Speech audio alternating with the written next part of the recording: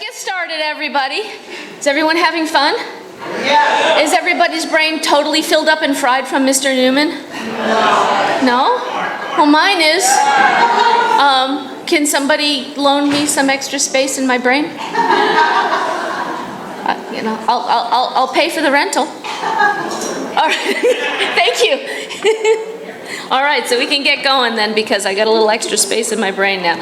So we're going to talk at a lot slower pace at this point.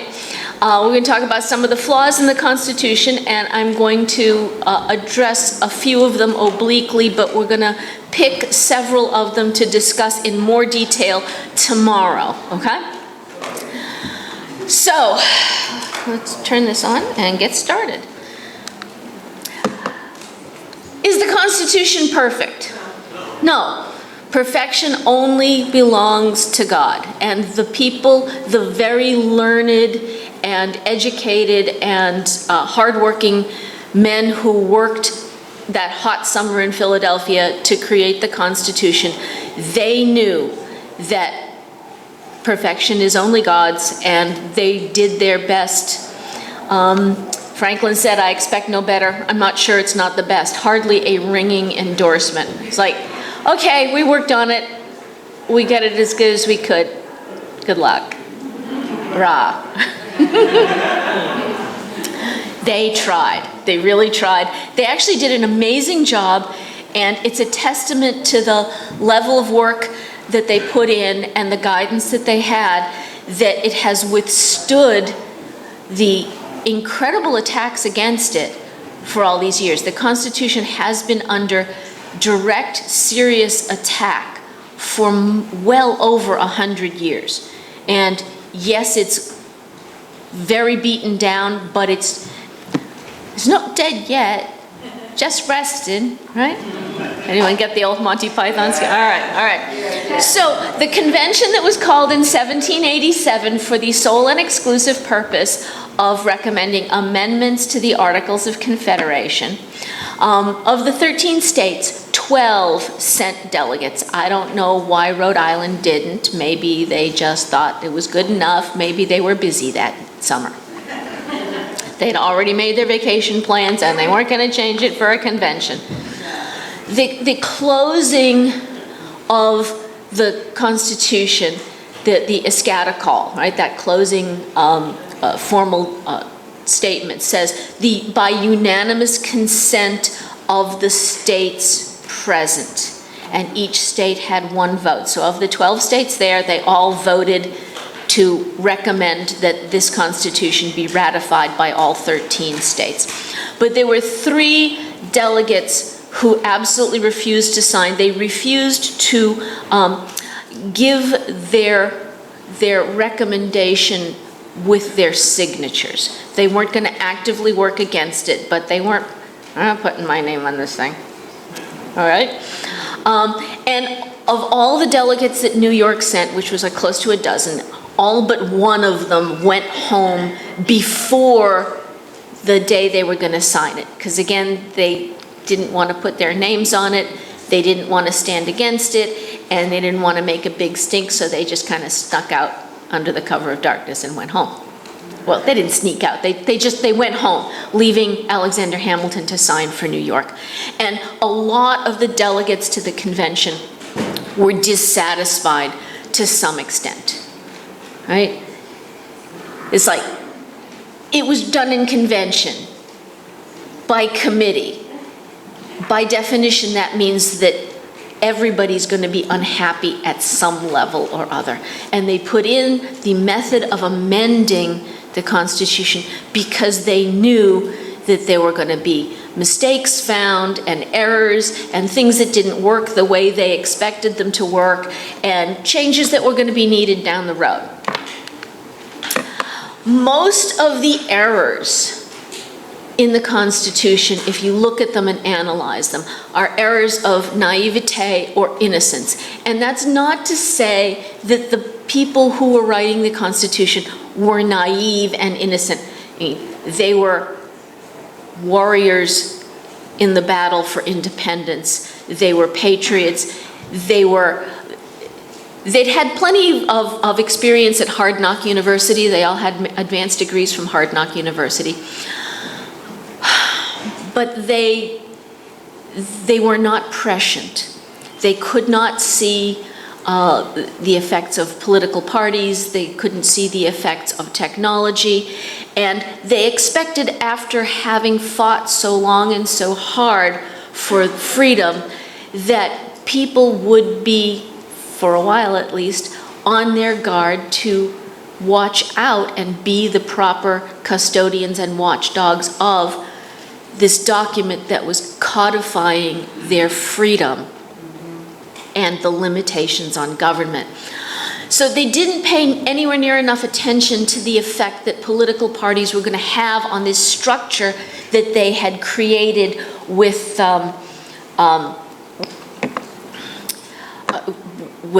elections and representatives and electoral college and the rest of it. You know, and in a way that was a little bit short-sighted and naive of them, because political parties were a very standard feature in the English Parliament and also within the states. You know, that there was plenty of headbutting between the Whigs and the Tories and the thises and the thatses, and they had been dealing with the factions created by political parties in the days when they were still trying to negotiate with the British Parliament and with the King. So they knew that political parties were a corrupting influence, and they didn't really address those dangers in the Constitution. They, of course, did not have the foreknowledge of technology, and, well, hindsight's 20/20, but it doesn't work near so well the other way, right? Yep.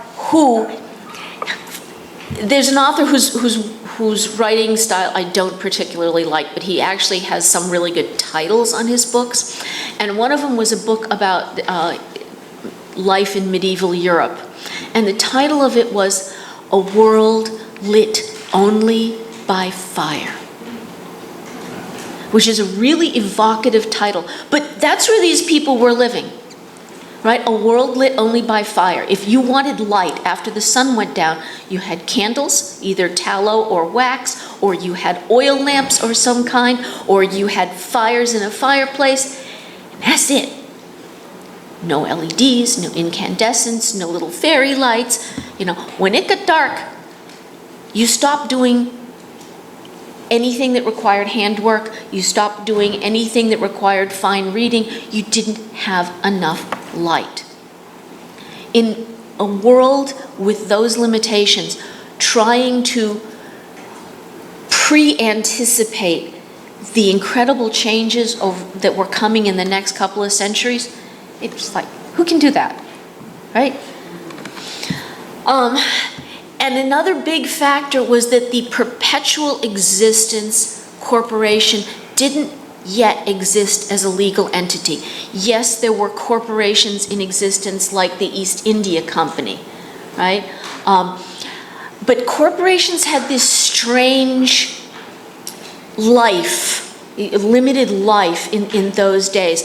The corporations in England under their laws had to be individually approved by a bill passed in Parliament.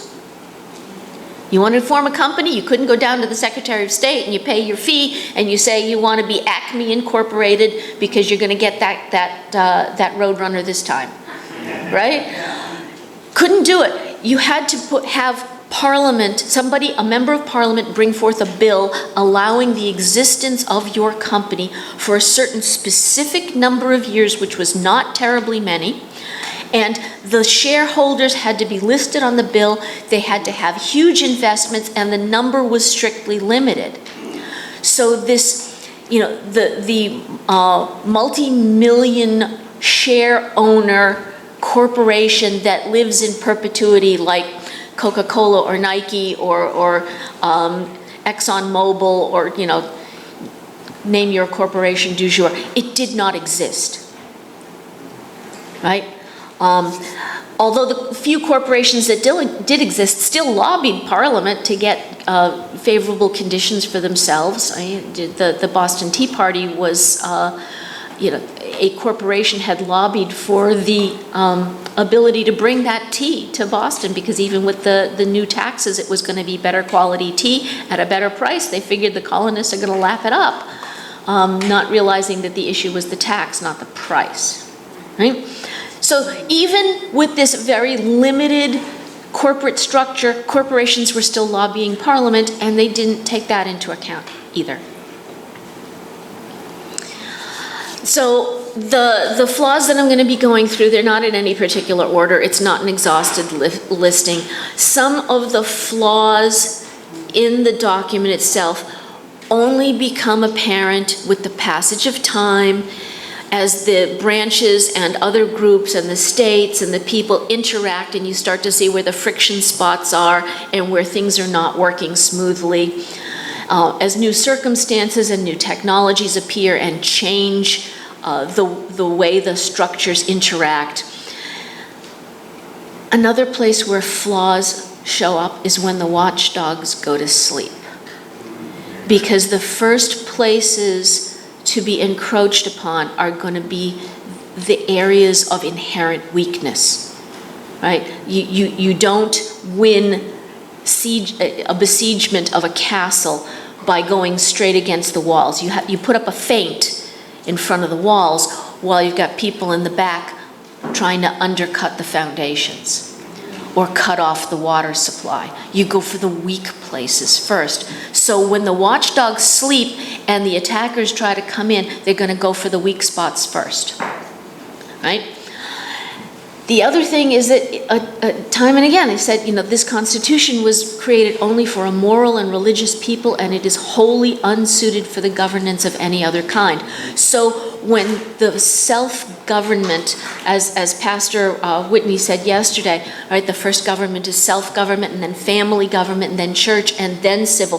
When self-governance, family governance, and church governance start to erode and the moral fiber of the population becomes corrupted, then we're going to see more exploitation of the flaws in the Constitution.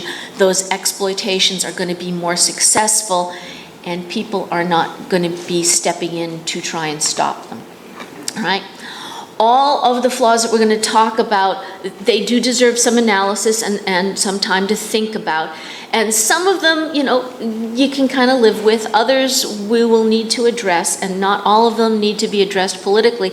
And I'd say that the self-governance and moral fiber of the population is one that certainly cannot really be addressed politically.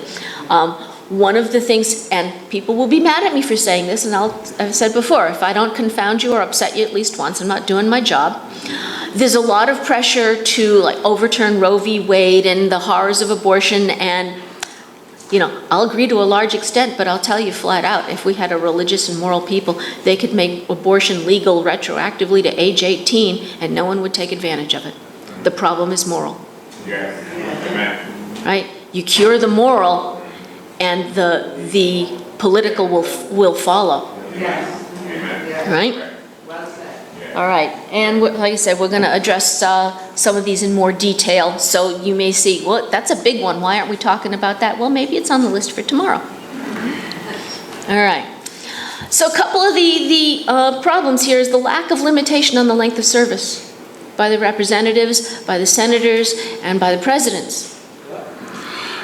This was innocence. It never occurred to them that a political career would be a career choice, right? So, why would you do that, right?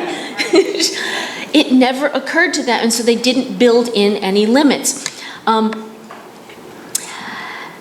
The representatives and the senators are required to be residents in their districts, but there's no limit on the time they can spend away from their districts. Again, a good part of this was it never occurred to them. There is a requirement in the Constitution that the Congress meets at least once a year. They might have been better off to put in a limitation saying Congress can meet for no more than 2 months straight, and then they have to go home for a while, right? But there's no time limit, So you end up with people like the ice cream man, Ed Markey, senator from Massachusetts. The only real job he ever had was one summer, he ran an ice cream truck. That's his real life, real world experience, which makes him so much better qualified to tell us how to run our lives than we are, right?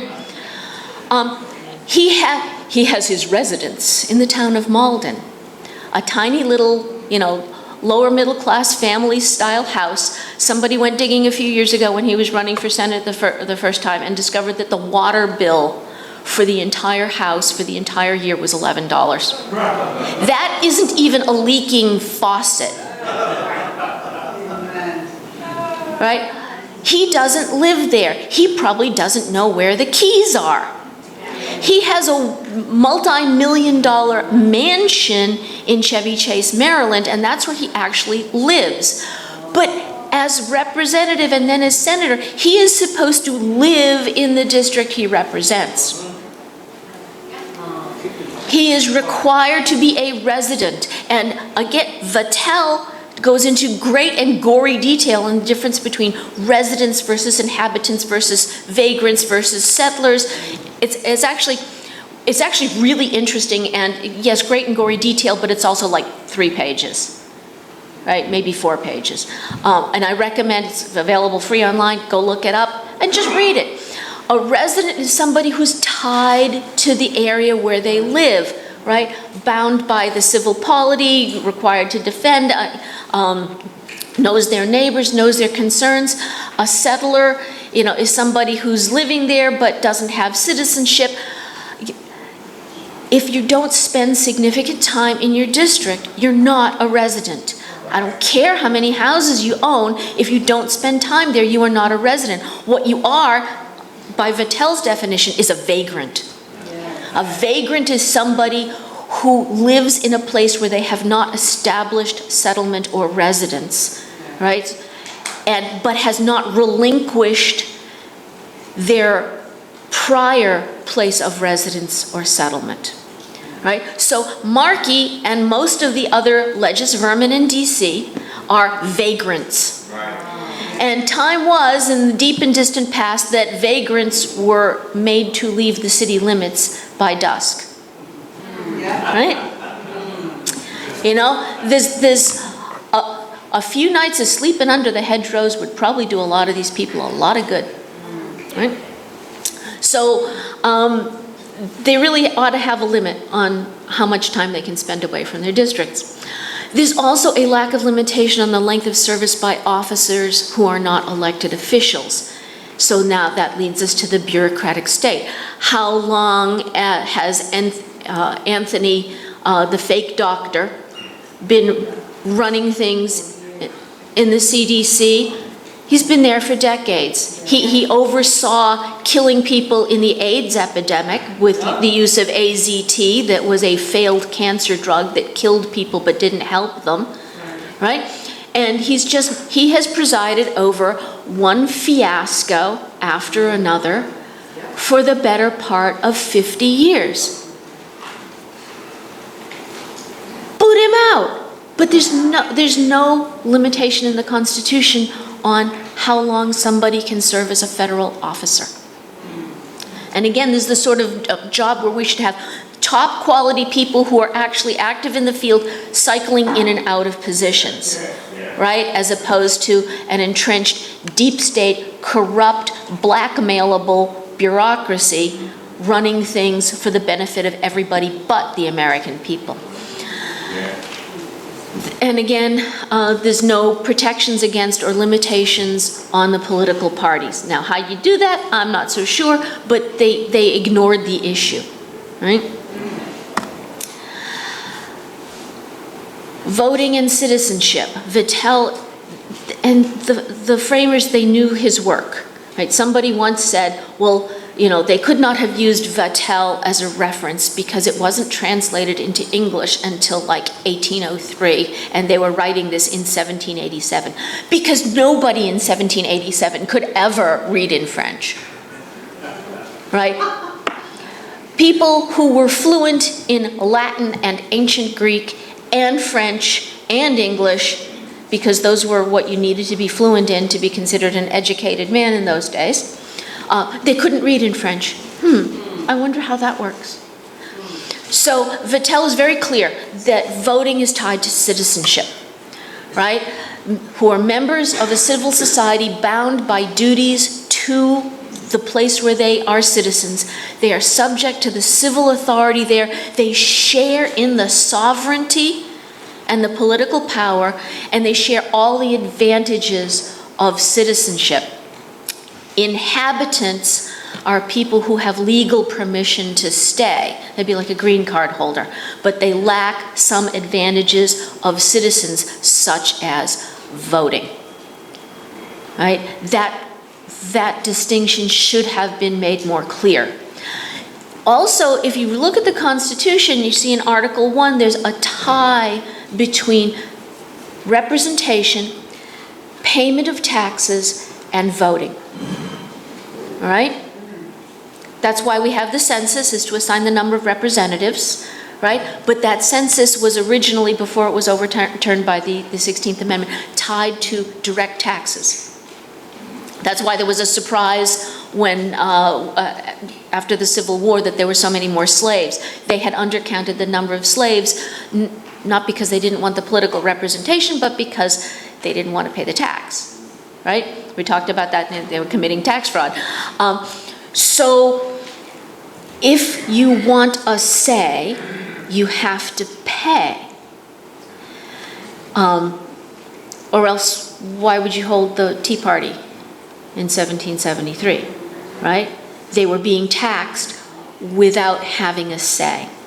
Now, and if you think about it, in both directions, it's theft if you disconnect voting and payment of taxes. Because if you're voting on how the money is going to be spent. So if you're not paying into the system, you are stealing the money of your neighbors and friends and family and people you don't know in order to fund things that you think are important, but they're not important enough to you for you to fork out any of your own money on it. It's not moral for a government to do what it is immoral for you to do. Okay? But if you have to pay and you have no say, that is also theft, because they're taking your money and spending it and you have no control over what they're doing with it. All right? So if you want a say, you should be paying taxes. And I would recommend, when we get this country back under control, that we make that very clear, and for people who are net benefits of federal, maybe even state dollars, that you relinquish your privilege. It's not a right, your privilege of voting in elections at that level. So if you are a senator or a representative and you're getting paid a federal salary, you can't vote in a federal election. I'm just putting it out there. I mean, there's plenty, there can be plenty of good ideas, but we need to make sure that the people who are getting benefits from tax dollars are not in a position where they're not paying anything, but they're voting for you to pay for it. Right? Because that is just theft by proxy. Okay? And it's armed robbery by proxy, because government force comes like mouse at the end of a barrel of a gun. Right? All right. The other thing that another thing that they didn't put in was an admonition to resolve problems at the lowest governmental level possible rather than the highest. And if you look at things like the 17th Amendment, where the state legislatures were corrupt, so they were sending cronies and crooks to be senators. The problem isn't to come down from the top and try to fix how you elect senators. The solution is to come up from the bottom, from the people, and replace the state legislatures with non-crooks who would choose and send good people to be senators. Right? The founders understood this. They understood the structure. It's from Exodus, right? Moses was going nuts trying to decide everything, and his father-in-law said, "You can't do this, buddy.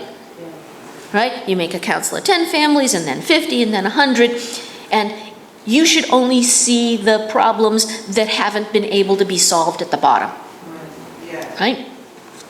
It's still the proper principle. Solve it at the lowest level feasible. Don't start up here with everything going down. Micromanagement always fails. All right. Congress is nowhere forbidden to exempt themselves from living under the laws they pass. This was, again, innocence. It never occurred to them that their neighbors and friends who were elected to represent their interests would say, you have to do this, but I don't, neener. Right? I'm going to vote myself the best pension and the best health plan, and then I'm going to gut everything that you have and try to make you live under these horrible rules, and there's nothing you can do about it because we also rigged the voting rules so that I'm going to get elected forever. Right? There's no limit on the number of topics that one bill can include.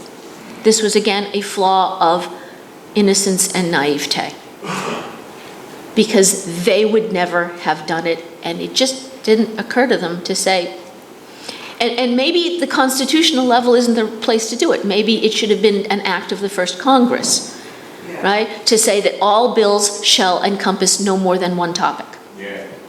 Right? But it's a flaw, which is why we have the 20,000-page bills that nobody knows what they say, and you discover somewhere in page 17,384 that it talks about paying reparations to spotted salamanders. It's just,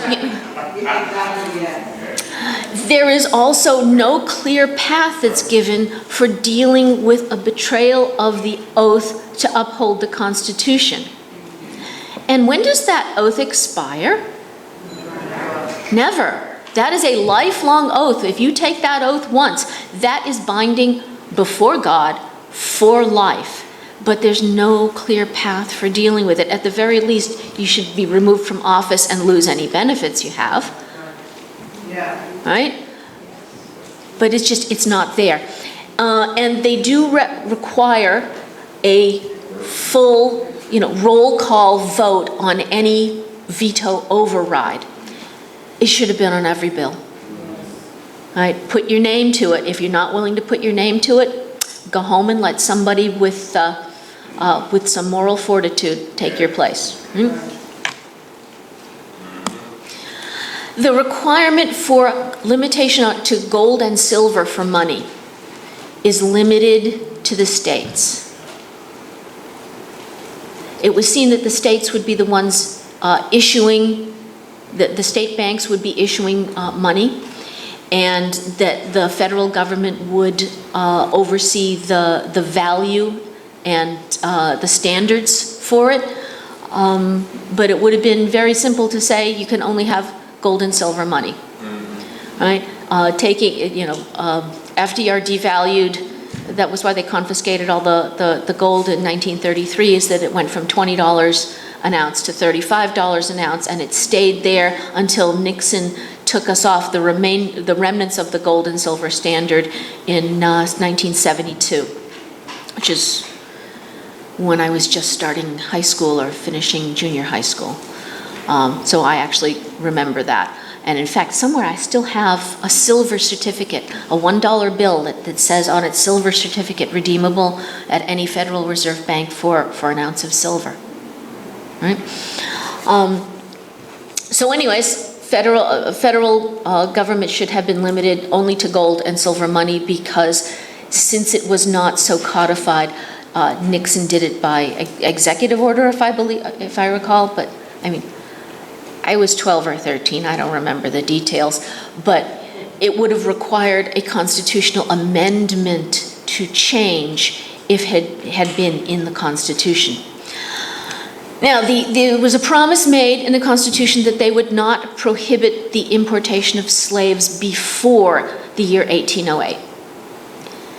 Gave them a generation to get used to and make preparations for the cessation of slavery, which was known to be immoral and incompatible with the Declaration of Independence. And it was taken out of the Declaration of Independence more clearly because of Georgia and South Carolina, and they might actually have been able to, with less upheaval, do something in 1808 if Eli Whitney hadn't invented the cotton gin in 1793, which really exploded the market for cotton. But that importation should have been prohibited starting in 1808. And just put it in the Constitution. As of 1808, no more slaves can be imported.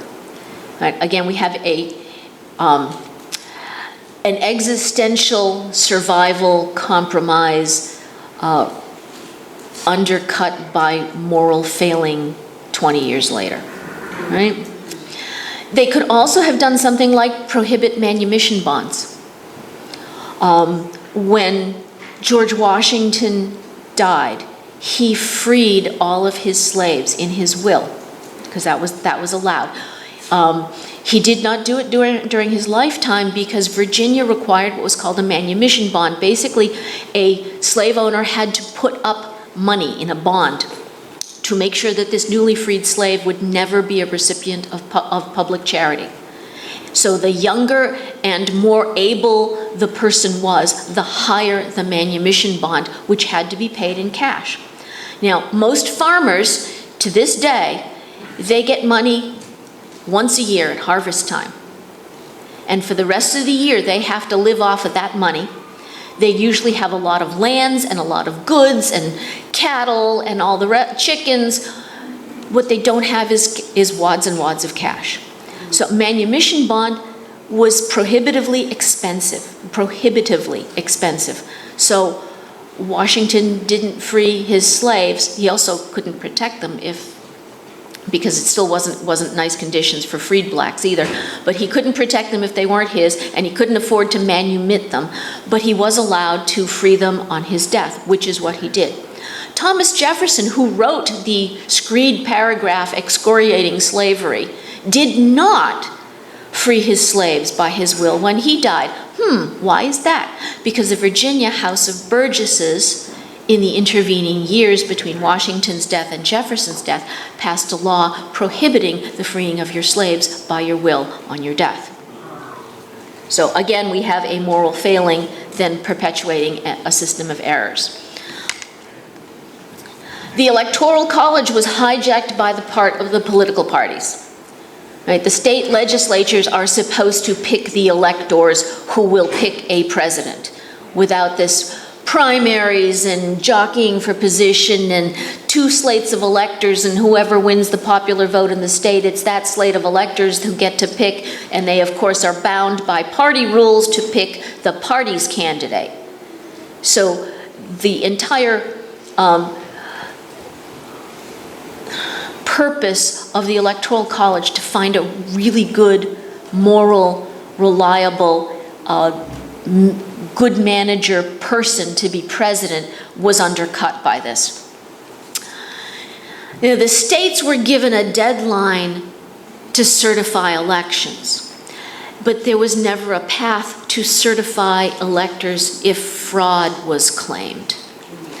The full, free, fair, public counting of ballots was assumed, and of course they had no way to foresee electronic counting machines that could be hacked by foreign powers, right? And the whole idea of foreign interference in American elections, they would have thought, well, the locals aren't gonna go for that, right? It was just so far out of the realm of the possible that they never took it into account. But there's also no way for the states to rescind certification of electors if fraud is proven post-certification, right? There was also, they could have limited certification only to the state legislature, right? The state legislatures are, by Article 1, put in charge of election rules for federal elections. They could have said, and the state legislature certifies the election. Instead, it's, the election board or the governor or, the whole system got hijacked, and people ask me all the time, so what's our constitutional path back from the 2020 election debacle? It's like, we are so far outside of the realm of the Constitution, it is anybody's guess right now. However, I will say that not only do we have no requirement to accept the results of fraud, we have a duty to actively reject the results of fraud.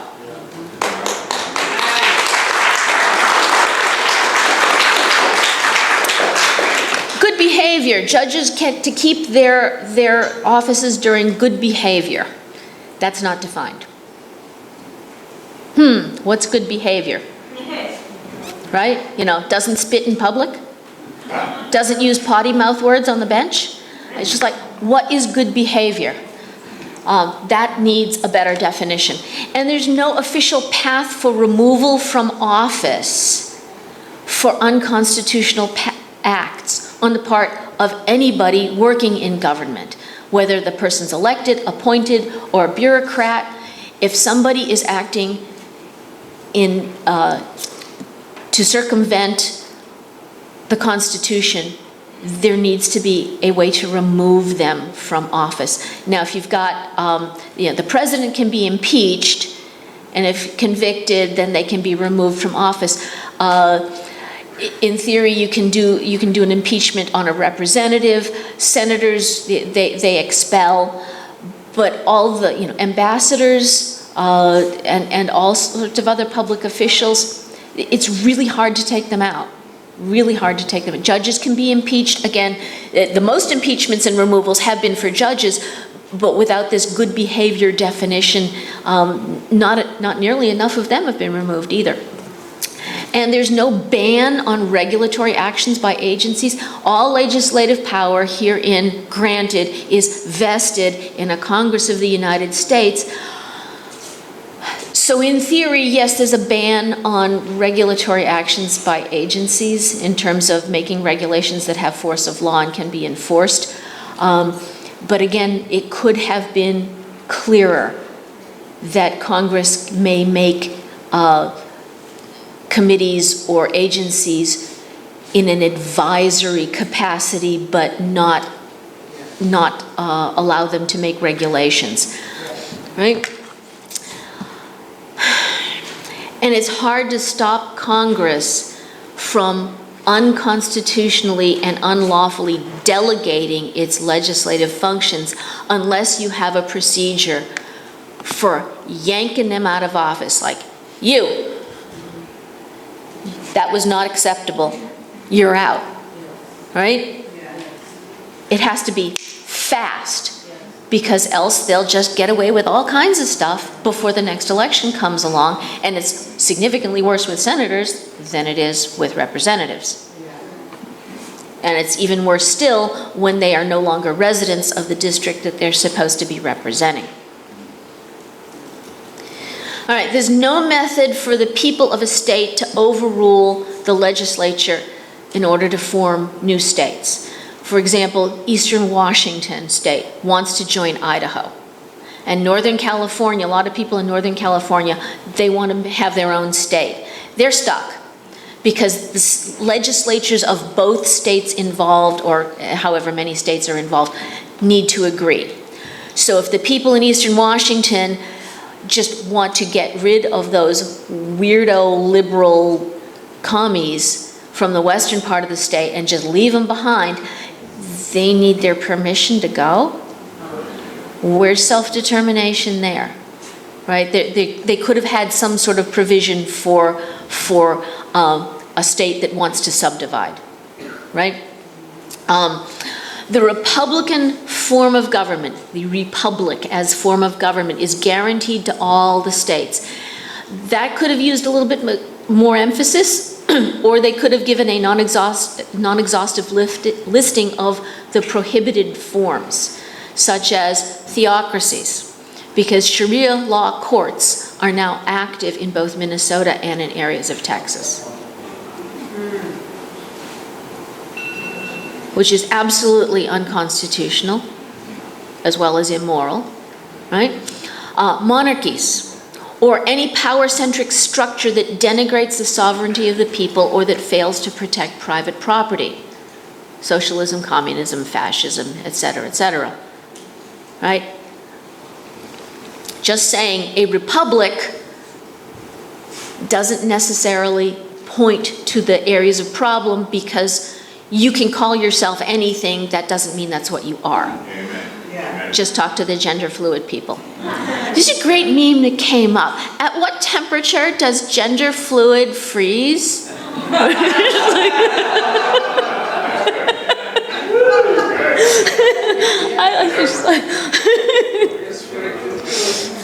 So the convention form of amendment, Madison warned about this.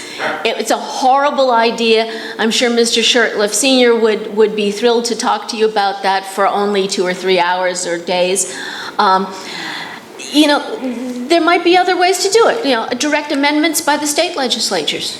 If 3/4 of the states pass an exact same worded amendment, then it would go into effect. Might that work? Right? But the entire idea of the convention form, yes, we needed something besides Congress, but the convention form, they knew when they passed it, it was a disaster waiting to happen. And there is no religious test to hold any public office, but they should have made it more clear that this is denominational rather than, hello, I have a glitch on my slide. A denominational rather than, any religion goes, right? They knew at the time that Islam was completely incompatible with a republic as a form of government, because Islam is a complete political system with religious overtones. Right?